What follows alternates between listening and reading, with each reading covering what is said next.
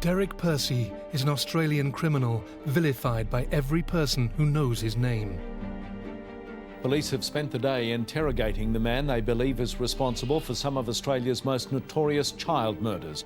We're talking about some of the most mysterious crimes in the last century.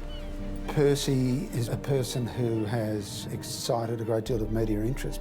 Hitting the headlines over 40 years ago for a crime that changed the very fabric of Australian society. His actions and the way he dealt with the young girl were horrific. Maybe it's the first time people started to look at strangers a different way. It was certainly the time when Australia lost its naivety. The graphic murder of 12-year-old Ivon Tui was only the start, as more heinous crimes unravelled, directing suspicion to Percy. Percy is also a suspect in the disappearance of Adelaide's Bowmont children. There can be nothing worse than the random abduction and murder of children, of which Percy is a suspect not in one but in several cases. And would sensationally culminate in detectives questioning him on his deathbed. Did you abduct and murder Mr. Brooke? The notoriety surrounding one of the country's most evil killers, and the mystery that shrouds him to this day, makes this a crime that shook Australia.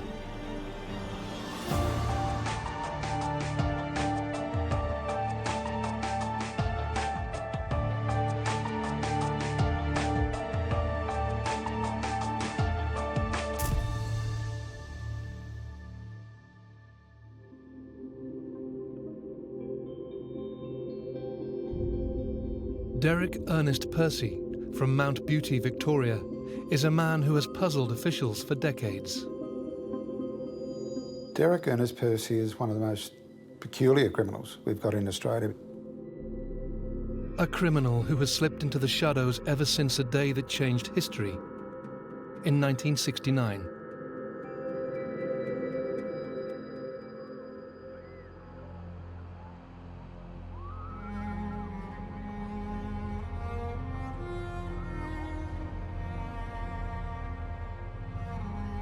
The day, of course, was a Sunday. It happened that on that particular day, we found out during the afternoon that a little girl had disappeared down near Frankston. The girl reported missing is 12-year-old Ivon Tui. Ivon Tui had gone with a friend called Shane Spiller to a beach. The two young children are in the quaint coastal town of Warneet, Western Port Bay, 55 kilometres southeast of Melbourne. Close to the water, they decide to play on one of the many beaches that surround them, just yards away from Ivon's home. Warneet is an area of bushland and beachfront outside of Frankston, not a terribly popular area, and in the middle of winter, July, an area that people don't visit a lot. They drive past it, but they don't stop there too often.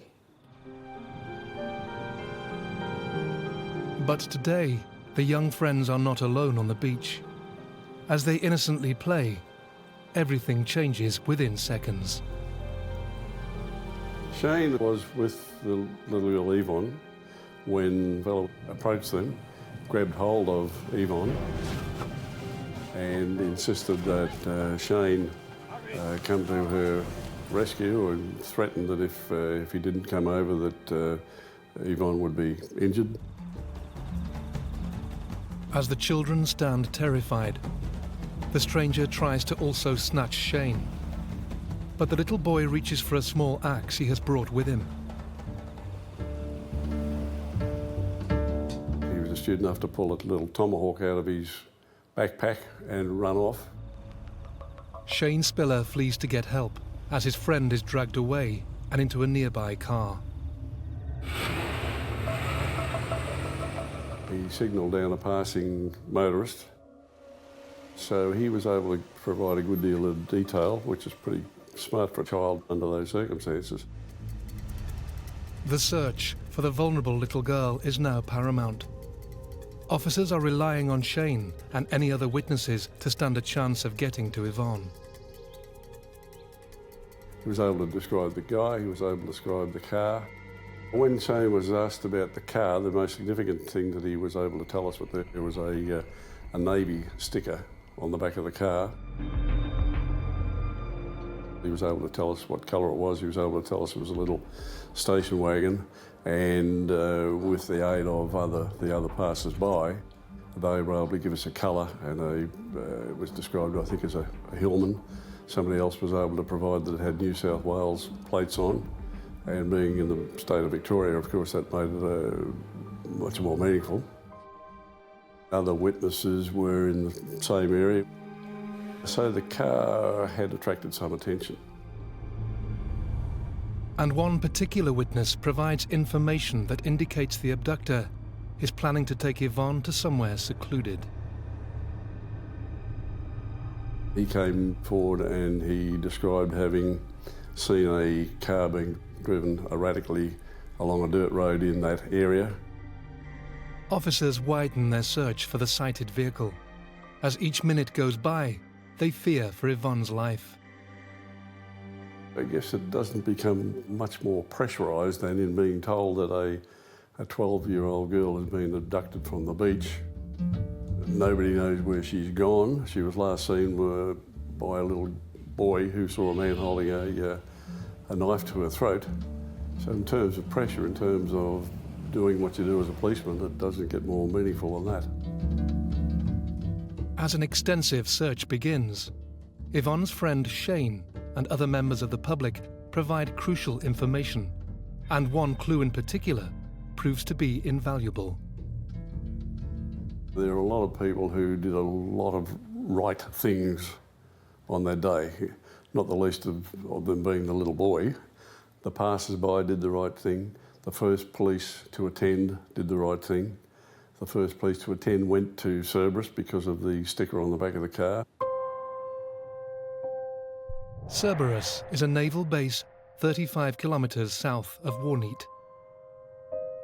The little boy was able to tell police that he saw a little Navy insignia on the back, so the police went to the nearby Navy base. The sticker that Shane has described on the abductor's vehicle could be an essential clue in finding the perpetrator who has taken his close friend.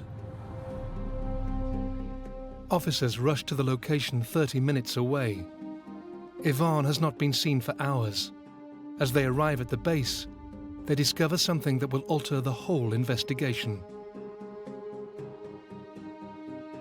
When the police first arrived at Cerberus, they quite quickly, with the aid of naval police, found the car that had been described.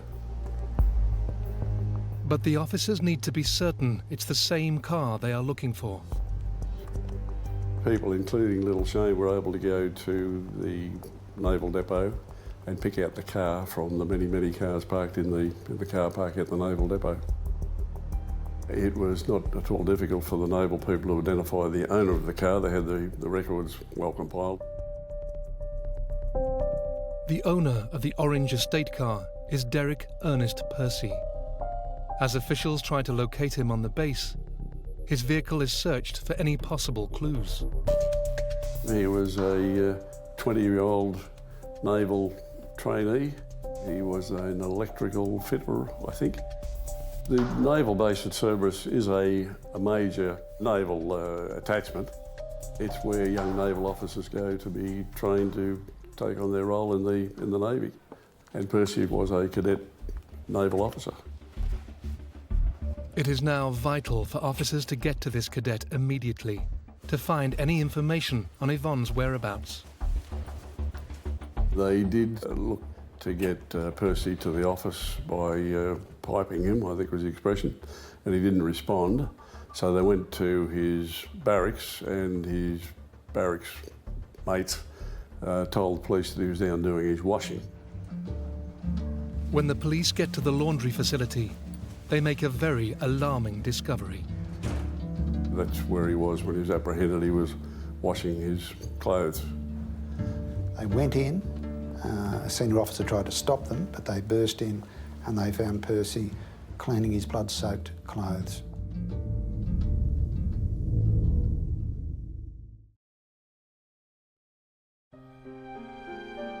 1969, and 12-year-old schoolgirl Ivon Tui has been snatched by a vicious predator from a beach in Warneet, Victoria. After her friend memorizes the kidnapper's vehicle, officers have raided a nearby naval base and caught the owner in a very compromising situation.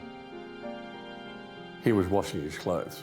They probably had blood on them, but he had clothes in a washing machine, so we don't have a picture of somebody standing over a tub scrubbing blood out. It wasn't that graphic, but he was certainly washing his clothes, of course. Police took possession of his clothes, asked him preliminary questions, obviously, as to whether or not he knew anything, and he firmly denied that he did do anything or he knew anything or whatever, but he was taken into custody by the naval police people, and he was isolated until such time as we got there. By now, Ivon Tui has been missing for over 5 hours. The possible blood on the clothes is a very distressing sign, and Percy needs to provide answers fast. You make sure you got your facts right as best you can. Make sure you got whatever exhibits are available to you at that time as best you can. So with all that in place, that's when we first started to speak to Percy. And worryingly, along with the blood-stained clothes, more incriminating exhibits have been found while searching his car and private possessions. We had his clothes, of course, but the most meaningful exhibit was a blood-stained knife that had been found in his car. There were other knives found in his car. There were also sketches of nude children which we'd found on top of his locker. So there were those sorts of things that early pointed to him. Detectives are now in a unique position. With extremely damning evidence, they must get Percy to reveal what these items are connected to. With nothing pointing directly to missing Ivon, what would the young naval cadet reveal? He had all sorts of reasons to believe that she was dead, at worst, or fatally injured. And the only person in the world at that time who could take us there was Percy. And here we were talking to him and trying to get him to tell us, trying to elicit this information from him, and it was very difficult. As we started to speak to him, he was in denial, but in terms of his demeanour, he was very quiet. He spoke in monosyllables. He wouldn't look us in the eye. He was almost tuned out, if you like. He was insisting that he might have done something bad, but he couldn't remember. I can remember Dick Knight and Percy speaking very quietly and very slowly. It was like watching two people trying to hypnotise each other, almost. Dick Knight was a very skillful interrogator. He had the ability to tune into a suspect and to meet him at the right level. He picked Percy. He knew what would work with Percy, and it did work.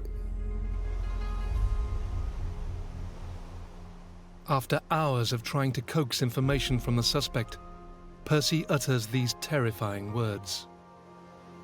He kept saying, I might have done it, and I can't remember, I might have. And eventually he said, yes, I did kill her, and I could take you to her, she'd be dead. Despite the breakthrough, Bernie Delaney was stunned by Percy's next remark. He agreed to take us there, and as a mark of the man, when we said, will you take us and show us, he said, yes. Do I need a coat? Will I be cold? On a winter's night, Victoria Police quickly scrambled to get to Ivon, who has been missing for over 10 hours. And her family is anxiously waiting for any news.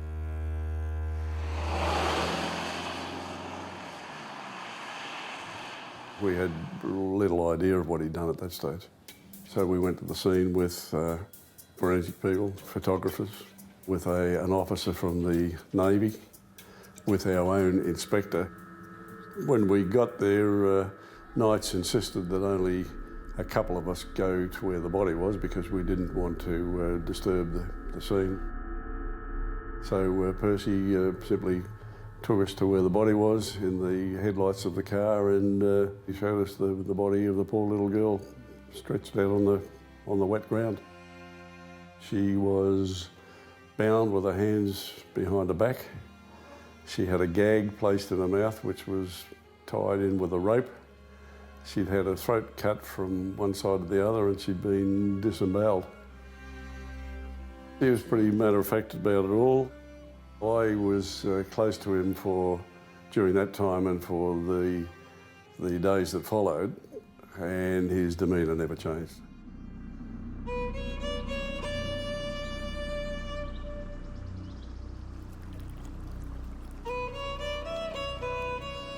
The details of this unbelievably sadistic crime are hard to absorb. 2 innocent children playing on a beach has now resulted in a young girl's life being taken. And the evil perpetrator appears to be remorseless. Following extensive interviewing of Percy in the coming days, officers will discover they are dealing with a criminal whose depraved mind goes beyond comprehension. Police went back to Cerberus and they found in his possessions certain handwritten documents. We then, of course, had to put to him that perhaps he had done some of these things to Ivon Tui, and he admitted yes, he had. Not only does this young man have the capability to murder in cold blood, but to also act out his extremely dark fantasies. Could there have been any warning signs from his past into this terrifying behaviour? He was quite a normal young kid, probably a nerd, you'd call him in today's language. He collected stamps and he was top of the school until around about puberty, where he started to behave strangely. Percy was very, very close to his mother. There is some suggestion that his family started to become aware of Percy's bizarre behaviour at a young age. But it involved things like Percy dressing up in women's clothing, violently stabbing women's clothing, this type of thing. At Mount Beauty in rural Victoria, where the family was living as he was a teenager, he was known as the local snowdropper, somebody that would, jump fences and take underwear from lines and things like that. So it was all quite bizarre, and especially in 1960s Australia. Mrs. Percy would let the younger brother of Derek do what he liked, but with Derek, she would always say, "Where are you going?" and ask the friends to look after him. She went to the local doctor, and the doctor said, he's just going through a peculiar stage, he'll grow out of it. Well, he didn't. So he killed poor Ivon Tui. Derek Percy admits to murdering and torturing the innocent girl. Yet the legal process that follows is one that most people would not have anticipated.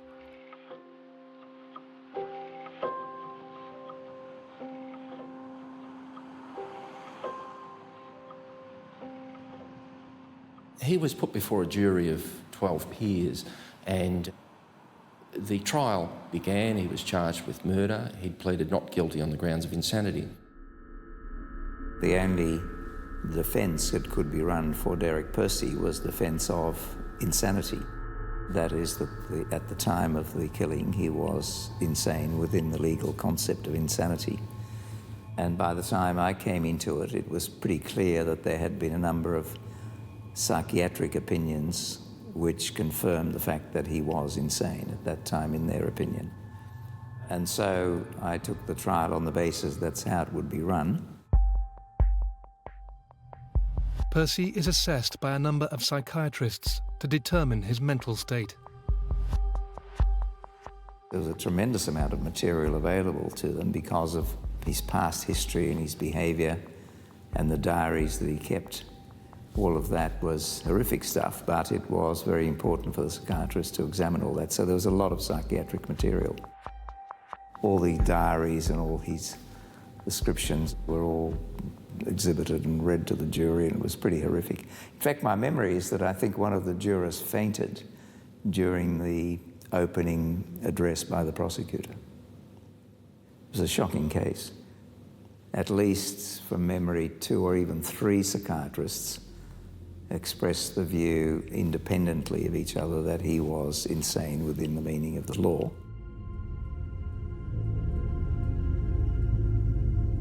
The disturbing content of Percy's private possessions discovered after Ivon's murder reveal an extremely alarming insight into his macabre mind that officials now know have stretched beyond his imagination.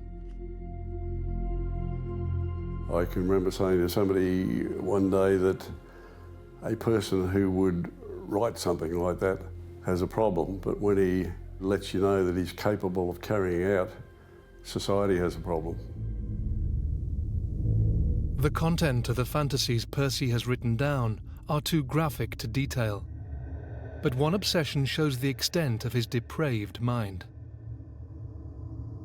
He had a fascination with his own feces, and what made him even more unique was the fact that he involved his victim in that fascination. And a number of psychiatrists have said that in world terms that's very unusual for a person who's a coprophiliac to involve their victims in that predilection. It just shows how unique he is in world terms. This is just one aspect of Percy's psyche that leads experts to believe he is not of sound mind. In this case, there was no rebuttal evidence. No psychiatrist was prepared to say that he was not insane, in other words. Percy may have fully admitted to murdering Ivon, but the outcome of this unprecedented trial marks a unique point in Australian criminal history. The jury deliberated for quite a considerable time, but finally came out with a verdict of not guilty on the ground of insanity.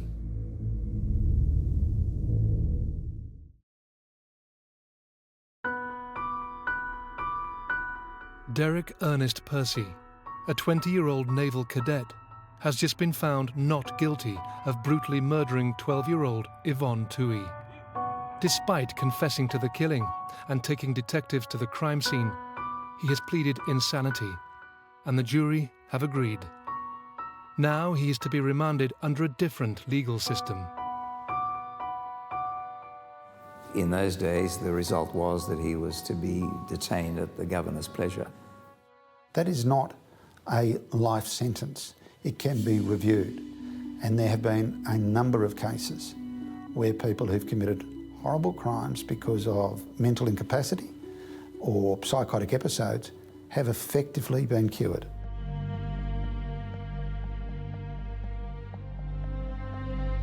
No minimum tariff is set on Percy's detention. He is sent to Her Majesty's Prison, Pentridge. Yet more than 20 years later, his name comes to haunt the people of Australia once more.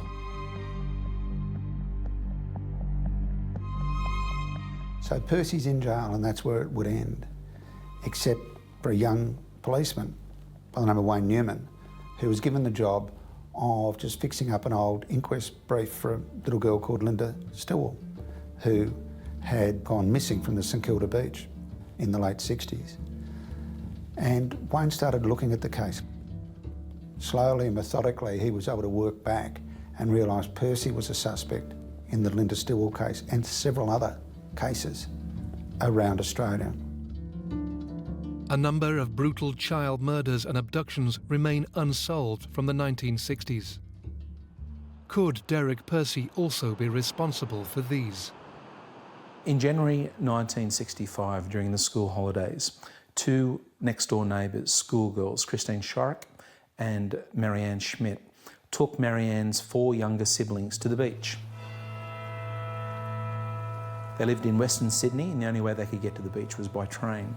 They hopped off at the train at Cronulla and they walked up to Wanda Beach, a very popular beach. So the children played in the shallows. But shortly after midday, the girls decided that they would go for a walk into the sand dunes. The younger children were complaining that they were tired, so the older girls made the decision to leave the younger children resting behind a sand dune. They never came back. A couple of hours later, the younger children decided that they would catch the train home and report the disappearance of the children to their parents. The tragedy unfolded the next day when the girls' bodies were found buried in a sand dune by a young man, a passerby, and the two girls had been badly assaulted, sexually assaulted. New South Wales Police question over 10,000 people in one of their largest investigations. Yet still, to this day, nobody has been found guilty of the girls' murders. It looked to be completely a random attack. But why did the girls go into the sand dunes? They had been to that beach the week before, so police thought that they may have met somebody and agreed to meet up later that afternoon. They were seen with a 16-year-old boy. Now, whether or not this boy was involved, he's never come forward, he's never been identified as a suspect, but he does remain the person most likely to have been involved in that crime. Officers compiled an identikit image from witnesses at the time and compared it to a photograph of Percy, who was 16 years old, and also had a connection with the area. Would Percy be a suspect in that matter? Certainly. In fact, you'll find that he had a relative who lived very close to the station where the Wanda Beach girls hopped on to go to the beach. It did come out that his grandmother lived in the adjoining suburb to the girls in Denniston in Western Sydney, which was an incredible coincidence. But whether or not Percy was there that summer, my investigation in speaking to family members doesn't confirm that. However, decades later, in 2007, Victoria Police unearth a stash of Percy's belongings, hidden in a storage unit in Melbourne. It's a set of material around videos, around other documents, handwritten notes, a whole set of material that we've become aware of has in fact been in that location for 20 years. Within this substantial amount of material, including graphic drawings and notes, officers discover a map Percy has written on, showing an area near to where the attack happened. But he has never offered an explanation for this. Yet other inconsistencies cast doubt on his involvement. Interestingly, a key piece of evidence in the case could have potentially snared the culprit many years ago. The tragedy of this crime is that there was a DNA sample. There was a sperm sample located on one of the girls' clothing. Over the course of time, and this is years before the advent of DNA technology, the sperm sample was mishandled and did go missing. Christine and Marianne were murdered in broad daylight more than 40 years ago, both just 15 years old. Their horrific deaths remain a mystery to this day. Just 1 year on from the killings, Australia would be rocked by the disappearance of 3 siblings, the Bowmont children. The disappearance of the Bowmont children in 1966 from a South Australian beach changed Australia, changed the way Australians parented. From now on, it was the end of innocence. Parents now kept a very close eye on their children. Jane, Anna and Grant Bowmont took a short bus ride to the beach one summer's day, but never returned home. Several witnesses claim to have seen the siblings at the beach with a man. The fact that there was thousands of people at a public beach, it was over 100 degrees in the old Fahrenheit scale. The children were seen playing with a man between 35 and 45 years old, 6 feet tall, slim build but athletic and tanned. The children played with him as if they knew him. He'd gained their confidence very, very quickly. Yet despite this detailed information, the children vanished without a trace, and no one has ever been held accountable for their disappearance. Various people have become suspects over the years. Could Derek Percy have been the kidnapper? When Derek Percy was interviewed over the murder of Ivon Tui, he spoke to a school friend who was a constable at the time.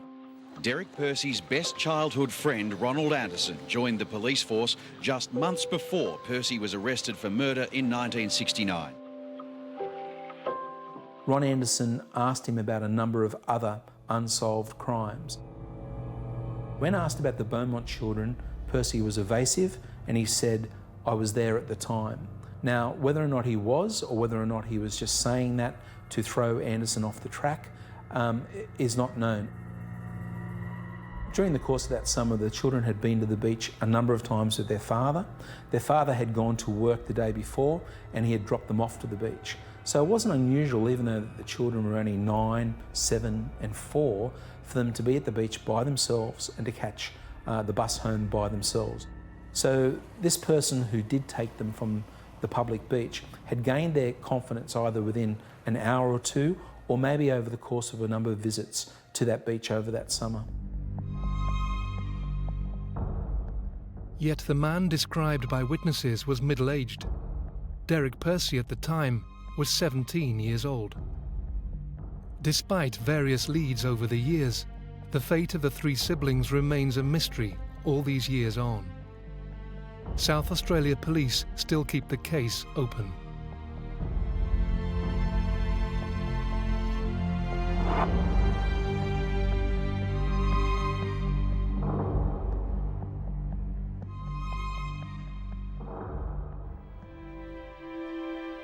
Just 9 months after the Bowmont children disappeared, Alan Redston was brutally murdered in Canberra.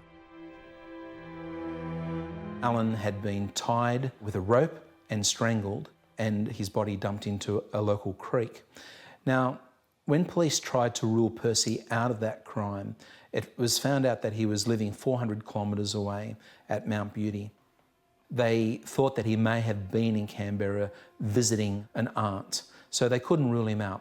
Also, one of the bindings that the boy had on his body was a school tie, and because Percy was a schoolboy, that was a red flag as well. But as investigations continued, the chances of Percy being the perpetrator looked less likely.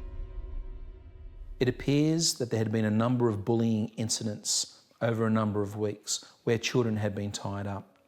The Australian Federal Police are very confident that they interviewed the person responsible for Alan's death in the early days of that investigation, and that these bullying incidents were linked.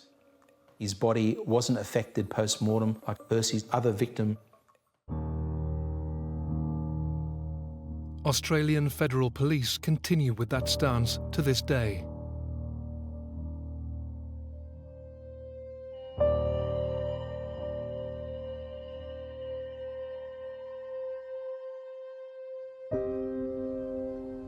The violent murder and mutilation of Simon Brookke 2 years later, however, does bear some hallmarks of a crime Percy could have committed. Simon Brookke was a shocking case. A 3-year-old boy playing in the front yard of his family home on a winter Saturday disappears. His body is found the next day in an adjoining block of land, and he had been strangled, and post-mortem he had been mutilated with a razor blade. Wayne Newman was able to work out that Percy had been in the Navy, been a sailor, and was stationed up in Sydney. And his trip to the naval depot from his lodgings took him virtually straight past Simon Brooke's house. He said that he was driving with his brother on the day of Simon's abduction and killing on that same laneway, near that same railway cutting.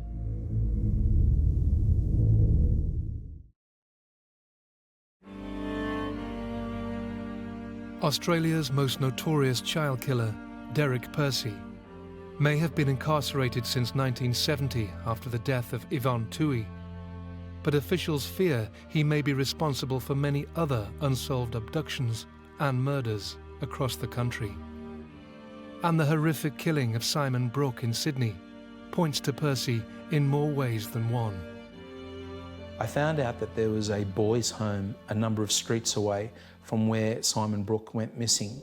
It's quite possible that the person responsible was scouting for victims among the boys' home when he came across little Simon Brookke playing in his front yard. The reason why Derek Percy has been associated with this crime is because he was stationed in Sydney at that time. Wayne Newman and his colleagues at Victoria Police spent years reviewing the tragic case of Simon and built up a compelling link to Percy. A very detailed inquest brief went before the coroner. The coroner recommended that brief to the Director of the New South Wales Prosecutions, the DPP, and the decision was made not to pursue that. There was not enough evidence to lay criminal charges in relation to that matter. So that was certainly a case that we thought that Mr Percy was strongly linked to. Percy was a fella considered unfit to plead. Doesn't matter what you find out about him, he won't be charged.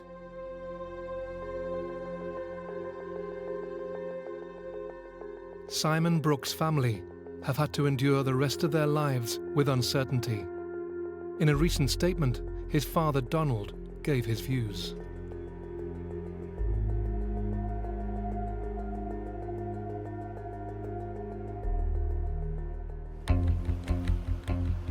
Just 3 months after the murder of Simon Brooke, 7-year-old Linda Stillwell is abducted just yards from her house in St Kilda. What connects Derek Percy to this crime? We're talking about a very naive place in the 1960s. Kids were allowed to go out and play and come back at dark. And the little independent girl went across to the beach to play, as lots of kids did, but she didn't come back. After playing with her siblings, Linda chose to stay near the beach while her brother and sister went home. When they went back to find her, she had disappeared. Linda Stillwell is a lot like the Bowmont children. We have no crime scene, we have no forensics, we have 1 or 2 witnesses, we have no suspect. Linda went missing the year before Ivon was killed. One of the thrusts was that Linda had potentially drowned. So investigators actually looked at tides and currents, engaged the appropriate experts in relation to that, and a line search was conducted all the way down to Brighton. They had the army involved. They were probing the soil and the sand just to see whether or not a little girl had been washed up. Detectives went door to door, just really to see whether or not had she run away, whether she'd got herself into sort of like any confined space that she couldn't get out and passed away there. They went to the extraordinary length of boarding all ships docked at St Kilda and down in the bay at the time to see whether or not Linda had been taken on board any of those ships. Despite all of this, police officers at the time drew a blank. Derek Percy was not even known to Victoria Police or any other law enforcement organisation at that stage, so he certainly wouldn't have been a person of interest at any stage back at when Linda originally disappeared.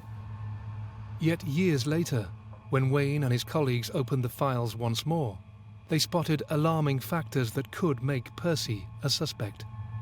The thing that worried investigating detectives in regards to Percy was that he was on leave at the time, he was in the area, he was active, he committed the crime against Ivon Tui only 8 months later, and so he had a high propensity to be involved in that case. A couple of witnesses said that they saw a man with a dark complexion. That may have been Percy, we're not sure. Certainly matches Percy's height, he had that gaunt face.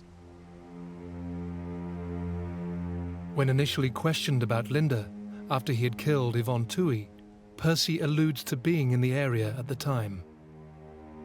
Ron Anderson alleged Percy made comments such as he drove through St Kilda on the day that Linda disappeared, and Ron pursued that and said, well, you know, did you kill her? And he said, possibly, but I can't remember. And I've subsequently interviewed him, and he certainly has not made that admission to me. However, amongst Derek Percy's belongings discovered in the lockup by police were maps of Melbourne. Is that the atlas that you used to own? Yes. That you own, rather? Certain areas, in particular St Kilda, where Linda was last seen, appear to have been drawn on. But when questioned, Percy hasn't shed any light as to why. Do you recall making the markings on the map? The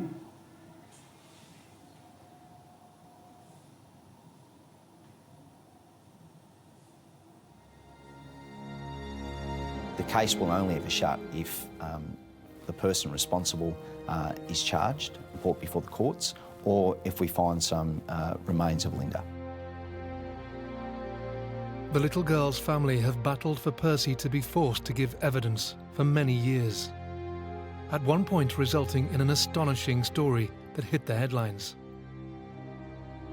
Percy was pursuing costs against Jean Priest for the court action, and in the end, fact is stranger than fiction sometimes, and we wonder if we have a justice system, but the courts found that yes, indeed, Jean Priest, this grieving mother, did owe Derek Percy, an imprisoned man, a killer, somewhere in the order of $80,000 in legal costs. And fortunately, the Attorney General in the state of Victoria, Robert Clark, stepped in.